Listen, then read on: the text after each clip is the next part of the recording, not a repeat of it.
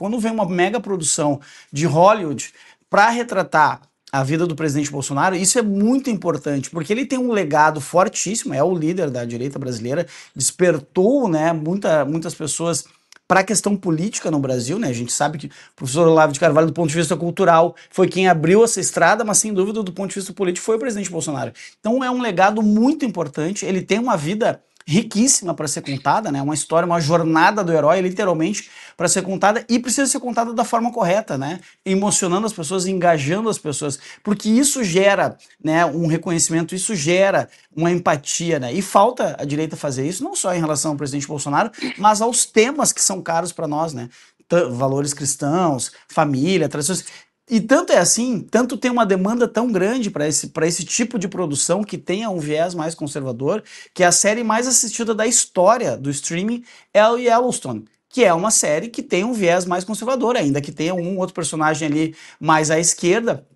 É a série mais vista da história. E várias outras produções que fizeram muito sucesso, que tem um viés mais conservador, e de outro lado, o fracasso dessas produções mais woke, né? Então, assim, a direita precisa acordar para isso. É uma pena que no Brasil a gente não tenha o apoio, assim como a esquerda tem, porque além de pegar recursos públicos, eles pegam recurso no setor privado. E o empresário brasileiro ainda não acordou para a importância disso. Então, assim, a gente tem a questão política, que é muito importante, mesmo os políticos ainda recentemente começaram a despertar para isso.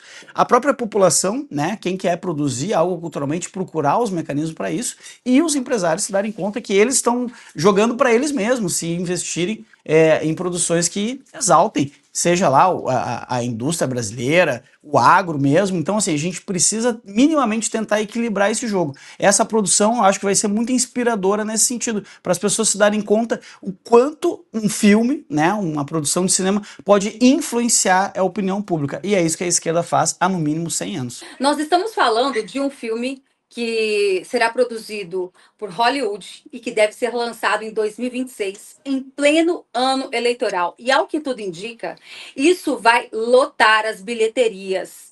E aí é que vem o caso. Será que nós teremos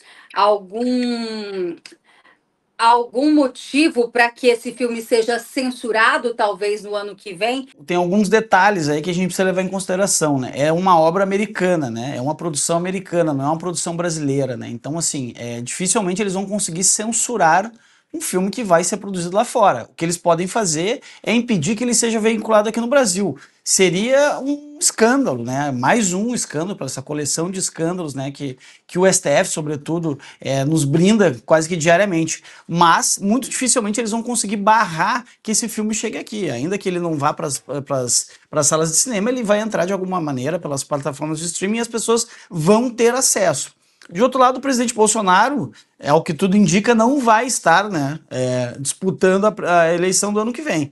Né? Eu ainda tenho uma esperança mínima, mas né, se a gente for analisar a foto de hoje ele está fora da eleição. Então, assim, um filme que retrate a vida dele não necessariamente vai ser considerado uma campanha eleitoral antecipada, por exemplo, né? E lembrando que o Lula já teve aí vários filmes, né, retratando a vida dele, a esquerda quase que toda semana lança um filme no mercado com um viés político muito carregado. Então, assim, é óbvio que isso não quer dizer nada, né? Eles fazem, a gente sabe muito bem, a justiça brasileira hoje ela tem 2 pesos, 2 medidas, a depender do lado eles agem de um jeito, a depender do outro é a lei pesando em cima muito fortemente. Então, assim, pela lógica não poderia censurar, mas a lógica passa longe, né, do nosso país faz tempo.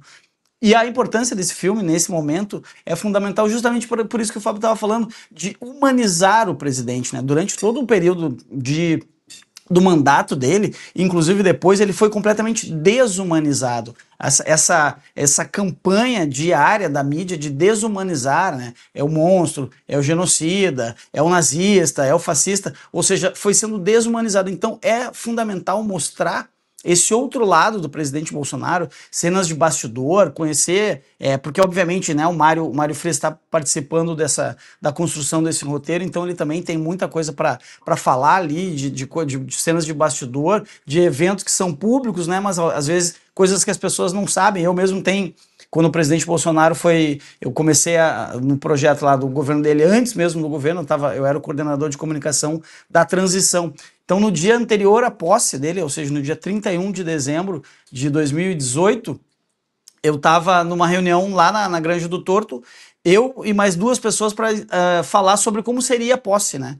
E aí depois chegaram mais 2 pessoas ali, que seriam ministros, ou seja, ficaram pouquíssimas pessoas na sala, e aí ele, né, começa a chorar, claro que não chorar copiosamente, mas a gente vê que ele estava emocionado, e ele diz assim, ó, não me deixem errar. A gente só tem essa chance. Ou seja, esse é o presidente que a gente precisa mostrar. Esse cara é de verdade. E não esse personagem, esse vilão que a imprensa criou ao longo dos anos. E muita gente acreditou. Não necessariamente petistas, mas muitas pessoas que não necessariamente são esquerdistas, comunistas, enfim, essa trupe louca toda, acreditaram, porque essa campanha ela foi massiva, ela foi sistemática, ela foi durante a pandemia, então ela se intensificou muito. E é isso que a gente precisa resgatar, o lado humano do presidente Bolsonaro. Acho que é fundamental que a gente faça isso. Eu acho que a gente deve isso para ele, né? O Brasil deve isso para ele, para resgatar o legado desse cara que enfrentou tudo e todos para que o Brasil pudesse, e a gente ter um vislumbre do que o Brasil pode ser. Ou seja, durante esse período que ele ficou no governo, a gente conseguiu ver que o Brasil pode dar certo. Claro que agora está o caos, né? Nunca teve tão ruim, mas é importante lembrar que a gente tem condições de fazer melhor. Gostou desse conteúdo? Então deixe o seu like e compartilhe. Ah, e claro, não deixe de se inscrever no canal.